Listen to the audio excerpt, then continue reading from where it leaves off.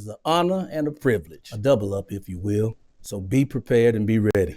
I have a scholar, a trailblazing, trend-setting entrepreneur who has made it possible for a lot of artists that we know and love, covering all the South as well as other regions. Directly or indirectly, this brother has had his hands in helping those artists who were independent ascend to the major level of music. This brother has always been a genius to me. And I have to be honest, by way of my own ignorance, silliness, I did not know the genius that he was. And in my mind, I elected to hug the streets a little bit more than I should have. And I see a lot of youth doing the same thing. So it would be an honor and a privilege to listen and understand that sometimes when you have somebody who have your back, who has a vision, it doesn't have to be your vision. It just has to be a vision. That's a real vision that can help you get to the next level, because we don't know everything and we have to trust the process. So this brother has taken the likes of Lil Boosie, Yo Gotti, D4L, and if I'm not mistaken right now, Mariah Carey, if you will, Mariah Carey. Can you imagine the likes of that? A brother coming from humble beginnings in Houston, from 90.9, when he stood on business and let them know, man, this is what's happening right now. I have what it takes. Although you can't see me because I'm not where you are right now, I have what it takes. And this brother opened the eyes of the program directors from many levels and many different radio stations, on to be an owner of stations. We're gonna get into that later. But I wanna say that I'm here to welcome my brother, my friend, my mentor, my homie, my buddy, my first guiding light who believed in me with my music when I didn't realize what I had. My brother, Lester Pace. How you doing, man? I'm doing good, man. Welcome, hey, man. Thanks for the introduction. Hey, man, it's real, man. Hey, man. Hey, I feel good, man. I'm like, wow. I definitely appreciate that. You had an impact on my life from Rainbow, bro. Oh, wow. I was able to see.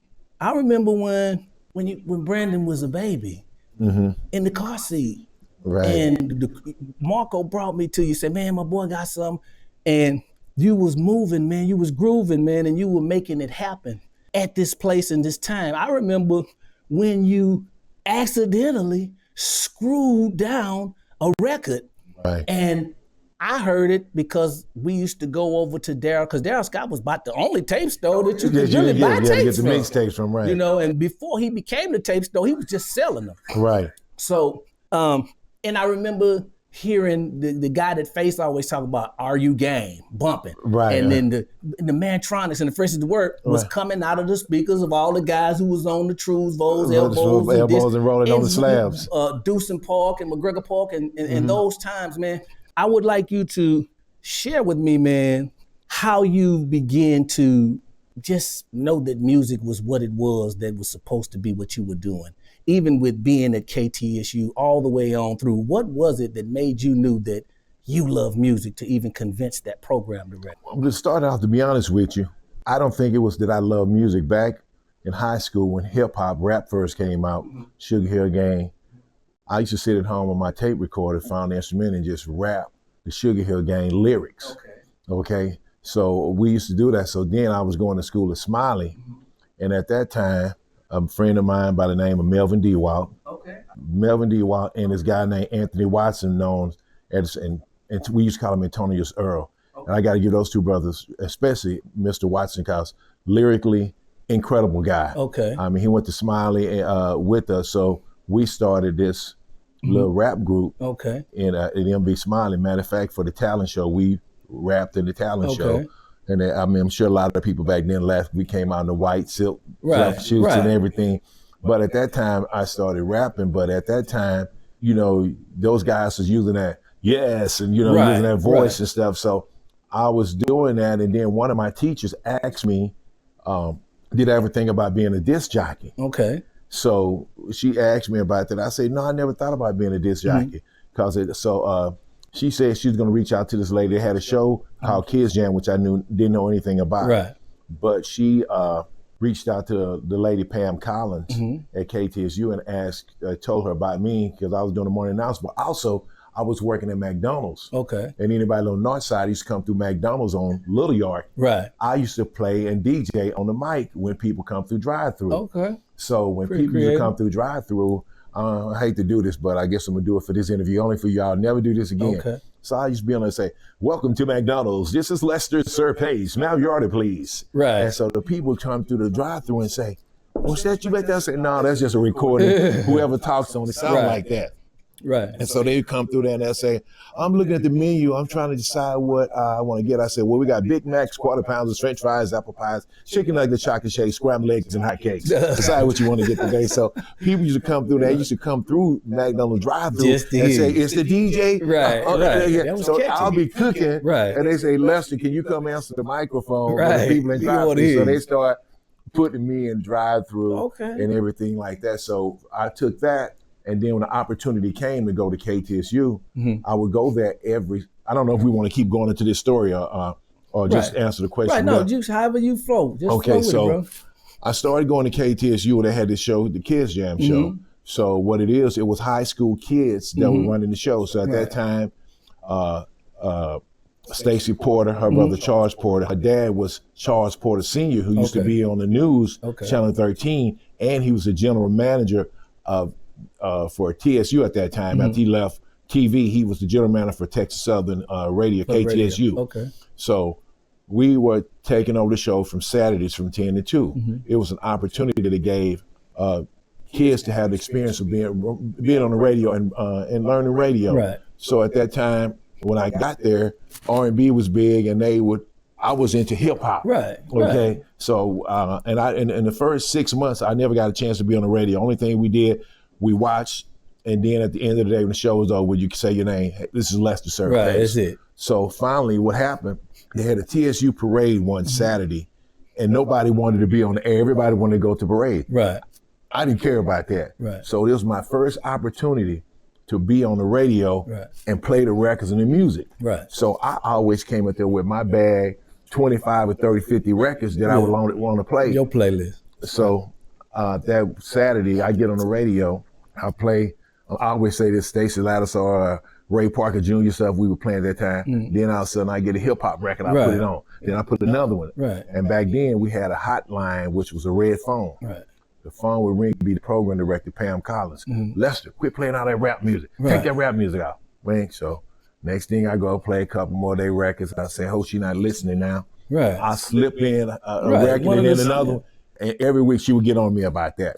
So to move forward, we one Saturday, I had a discussion with Pam. We say, the people want to hear more hip hop. Right. And she said, and so she said, "I tell you what, we had a show called Be Yourself, which came on during the show.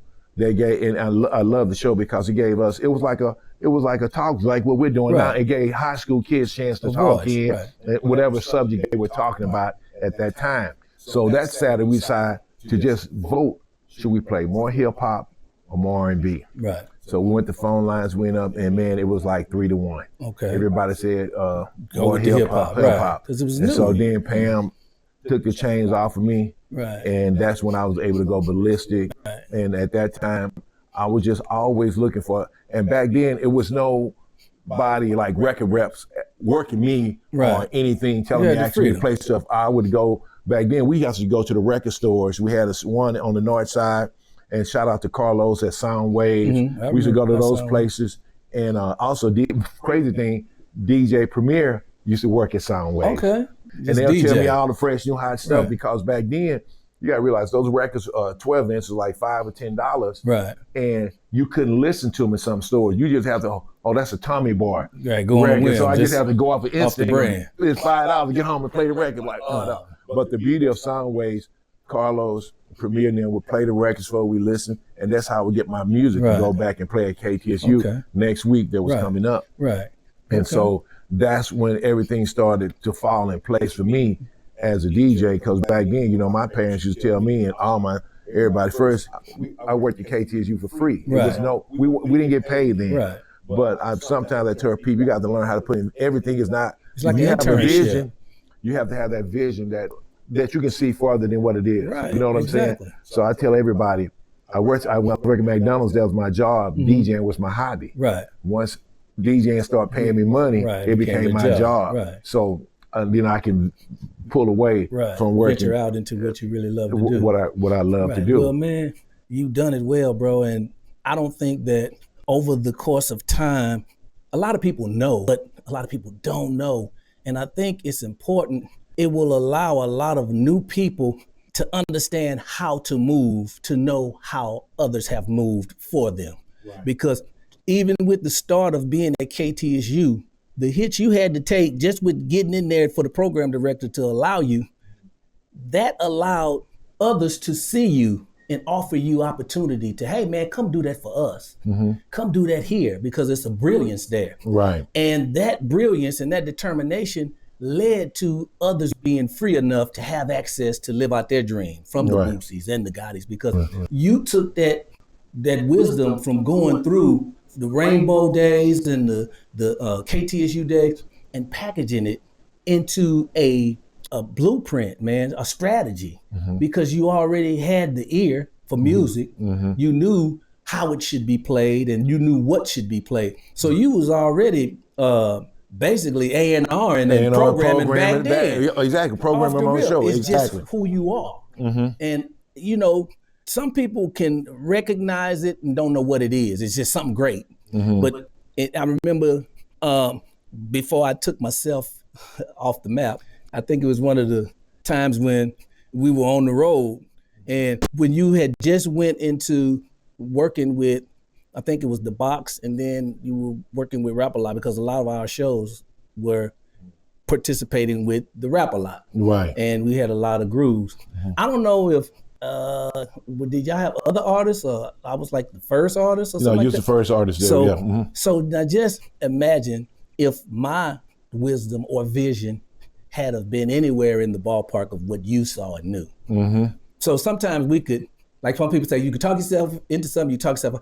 I got myself in and got myself right on out by way of not understanding and not trusting. It's called ignorance. And today, what you got to say, ignorance is not a bad word. No, but it's just not knowing. Right, exactly. And I'm understanding how, because you got to realize you went and I went to D Block. I went to D Block, and in there, I mean, you know, sometimes certain people in life have to be handled differently because God had a plan, or the Most High has a plan for you to develop into becoming who and what you should be. Yours was that way, mine was that way, but we're here now talking. Right. And I can just see in this age, as the times are changing and becoming digital, you staying even with that wave, man.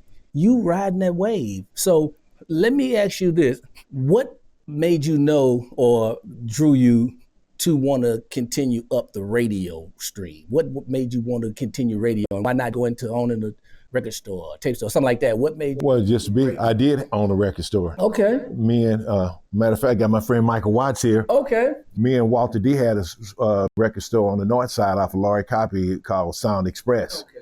Okay. So me and Walter had started as Sound Express, and shout out to Jay Prince, because Jay Prince gave us funds to help open that shop. So me and Walter, that's where we started selling our music, but also where Michael Watts came and sold his mixtapes out of our store. Was it a barbershop right there? Yes, too? Next to it. Okay, yeah. Okay, I remember that. Yeah, a beauty shop, barbershop. Okay, I remember that. Okay. So I started that in, and through there, left from the record store, how I got to the music side. Okay. And the way I got from, just to give you the transition, I left KTSU and started working at KISS 98.5. Okay. Steve Hegwood, a well-known program director in the industry, had called me from KTSU and gave me a job on the weekends at 98.5. Right. So from 98.5, started mixing at 97.9. Okay. And then one day Jay had asked me, had reached out to me and asked me to ever think about being on the other side of the business, being a record rep, which I had no expertise to know anything about. Right. So Jay brought this guy by the name of Mel Smith in. I remember Mel. That was the time when we just coming around. Yeah. I remember him. I remember him being around. Right. So it was Mel Smith, and so Jay brought Mel hired me. Okay. And brought me over and started teaching me the music, radio marketing game, and everything. And so I got to that side. So I always got to give a shout out to Rap A Lot, to Jay Prince, Leslie White, Carlton, and Mel, because I learned a lot over there for the music side. And one thing I did love, even Bruce, who was running the general manager at the place, they allowed me to go through the road, and I went to all throughout the South, radio station, meeting program directors, pushing the Rap A Lot material and product at that time. And making the way, so that opened that opportunity for me. And then going back to one of the questions you saying about what made me want to see about keep moving. See, I tell people, either you change or you get exchanged. Okay? You do change or you get exchanged. Meaning, if I sit and say, well, we used to do that back, I go with that, whichever way go, I see how I can get in and make it better. You know what I'm saying? And not try to fight things, because just like we was talking earlier about the new technology, the industry changed, so you have to change with it. And you can bring some of the things from the past, but you got to see how I can coexist with the new. Convert this over to this new thing. And go from there. Because you can't bring an 8-track to the CD world, and you can't take CD to the digital world. And that's something. So how did you getting into management or promotion, finding the need for artists that needed the next level help, how did that come about for you? When I left Rap A Lot and started working for Interscope Records, I left Houston and moved to Memphis. So at that time, I used to go to radio. We had in Memphis, we had Radio Day. Well, all of the reps would come in. If this program director saw radio reps, he had a certain time. He might have a 2-hour slot. You come in here, you go sit in his office, you play your music, and do your presentation to tell him, why your record deserved to get a slot on the air. So a lot of times when I used to go to meet this guy, rest in peace to Bobby OJ. I remember hearing that name. Yeah. So Bobby, do you have a guy out there waiting to come in and present his music? But he was just a little local guy. Never and then so they would go in and present their music. They never get it on. So I said,